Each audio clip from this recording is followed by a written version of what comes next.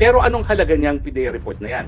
Well, kasi nga po, si dating Presidente Rodrigo Roa Duterte sa Davao, sinabi niya na nung siya ay mayor pa, binigyan na siya ng ebidensya ng PIDEA na gumagamit ng droga si PBBM. At mukhang itong PIDEA documents nito ay ebidensya nga na pinaghihinalaan na gumagamit ng droga si PBBM. At kung tetestigo pa ang ating Pangulo at sasabihin na eto nga yung dokumentong pinakita sa akin, ay yun na nga po yun. Talaga makukorroborate yan at eto nga yung tinutukoy na ebidensya ni Presidente nung siya ay nagbitaw ng mga napakabigat na paratang na merong ang ebidensya na gumagamit daw ng pinagbabawal ng droga ng pulburon ang ating Presidente. Now, sino naman itong taong ito na kasama sa New York? Ang pangalan niya Mark Anthony Sayarot E. Ravelo. At ito pala ay nahulihan ng 149 million worth of shabu sa Ayala, Alabang. Si Mark Anthony Sayarot E. Ravelo nandoon malapit kay PBBM at kay Lam nung sila'y nagpunta sa New York. So ang tanong, unang-una, ano ang ginagawa ng isang pinaghihinalaan na drug pusher, hindi lang sa Pilipinas, kundi sa Australia, kasama ng Presidente at ng First Lady sa isang opisyal na trip sa New York? Nawindang kami kaninang umaga dahil haya na si Maharlika. At ano ang kanyang balita? Abay, meron siyang ipinakita na mga dokumento galing sa PIDEA na di umano ng ating PBBM ay sinusubaybayan ng PIDEA dahil ito ay isang pinaghihinalaan na drug user sa isang kondominium. Nakita nyo ba yun? Halika, pakita natin ngayon kung ano itong dokumentong ito. No? Ito ay dalawang dokumento, no? Na di umano ay galing sa PIDEA. No? Now, tinakban po yung mga pangalan ng ibang tao na nandoon sa listahan at tinakban din kung sino ang pumirma.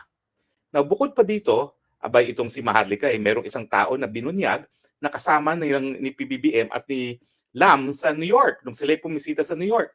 Abay itong tao pa lang ito ay wanted for drug pushing sa Pilipinas, hindi lang sa Pilipinas, pati Australia. Ang tanong, ano kaya ang ginagawa nitong pinaghihinilaan na drug pusher sa New York na kasama ng ating Presidente at ni Lam?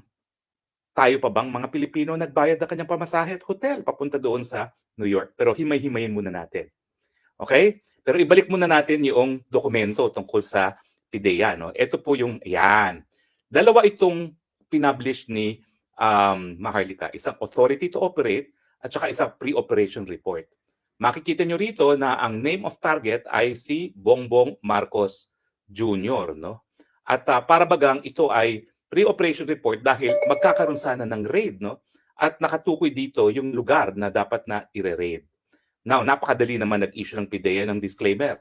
Ang sabi ng PIDEA, nakita ko naman sa computer yan, dito sa Facebook din, na tinignan daw nila yung computer records nila at walang ganitong pre-operation report daw. At ang sabi nila dahil dito, peki daw ito. Well, alam nyo naman, abogado tayo. Unang-una, ang tanong ko, ano ang kinalaman ng computer dito sa dalawang dokumento na ito? Totoo po na kapag electronic document, meron tayong electronic evidence rule na para ma-authenticate yan, dapat kukuha tayo ng authentication doon sa server o yung pinanggalingan ng dokumento. Kinakailangan meron yang kumbaga cyber signature. Pero kung titignan nyo itong dalawang dokumentong ito, hindi naman ito electronic documents. Ito'y ordinaryong papel. Ito nga ay fill in the blanks. Hindi po ito electronic document na kinakailangan patunayan sa pamamagitan ng e-evidence rule. So paano po ito mapapatunayan sa hukuman? Ha? Well, kinakailangan yung original, unang-una. Tapos meron ditong nakapirma, kinakailangan ipresenta yung testimonya na pumirma at sabihin, pirma ko nga yan. Tapos mamarkahan Exhibit A, Exhibit B, yung pirma niya, A-1, yung pirma sa second page, A-B-1. So ibig sabihin, wala pong kinalaman ang electronic evidence dito. So ano yung sinasabi ng PIDEA na wala sa kanilang computer list itong pre-operation report? At siyempre, katakataka, abay, AI pa raw ang pumeke. Sos Mariosep naman, sa papel na ganito, hindi na po kinakailangan ng AI kung pepekein yan. Pero kung pepekein naman yan, bakit pre-operation report yan? Kung pepekein yan at sisiraan ng Presidente, dapat sinabi na dito, confirm at hindi lang pre-operation report. So, ano naman ang dapat tingin natin sa PIDEA na denial? Well, unang-una, ang denial ay mali. Kasi ang ini-invoke nila, e-evidence rule, electronic evidence rule. Hindi naman applicable ang e-evidence rule. Ang applicable lang dito, nasaan ang original at sino yung pumirma at paninindigan ba ng taong pumirma.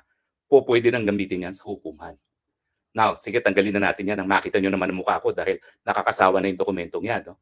Pero ang punto, mga kaibigan, wala naman tayo sa korte. Tayo po ay nasa korte ng public opinion. Hindi naman maghuhusga ang West kung yan ay tatanggapin dahil hindi naman sila nasasakdal sa kahit anong kaso. So, ang mga tao dapat hindi masyadong technical. Bagamat, dapat nga sabihin natin, paniniwalaan natin yan kung yung pumirma ay paninindigan niya na pirma nga niya yan. Pero anong halaga niyang PDEA report na yan? Well, kasi nga po, si dating Presidente Rodrigo Roa Duterte sa Davao, sinabi niya na nung siya ay mayor pa, binigyan na siya ng ebidensya ng PDEA na gumagamit ng droga si PBBM. At mukhang itong PDEA documents nito ay ebidensya nga na pinaghihinalaan na gumagamit ng droga si PBBM. So kumbaga, itong ebidensyang ito, bagamat hindi siya electronic evidence at hindi kinakailangan patunayan sa pamamagitan ng e-evidence, ito po'y corroborative doon sa sinabi ng ating dating Pangulo. At kung tetestigo pa ang ating Pangulo at sasabihin na ito nga yung dokumentong pinakita sa akin, ay yun na nga po yun. Talaga mako-corroborate yan at ito nga yung tinutukoy na ebidensya ni Presidente nung siya'y nagbitaw ng mga napakabigat na paratang na merong ang ebidensya na gumagamit daw ng pinagbabawal ng droga ng pulburon ang ating Presidente. Yan po ang halaga niyang expose ni Maharlika. Now, sino naman itong taong ito na kasama sa New York? Now, tignan nga natin ngayon itong larawang ito. Hindi ko alam kasi kung kakilala siya. Ang pangalan niya, Mark Anthony Sayarot E. Ravelo. At ito pala ay nahulihan ng 149 million worth of shabu sa Ayala, Alabang. Ayun, sinama ni Maharlika yung kanyang pinanggalingan ng balita. At hindi lang po yan. Abay, meron pa palang kaso itong taong ito sa Australia dahil siya ay nadawit dun sa mga Australian dog holes, yung mga nagpapasok ng droga sa Australia. Pero katakataka, tignan niyo yung larawan. Si Mark Anthony Sayarot E. Ravelo nandoon, malapit kay PBBM at kay Lam nung sila'y nagpunta sa New York. Hindi ako sigurado pero yung nakaitim po, yung wala pong buhok, mukhang yan po ay isang congressman.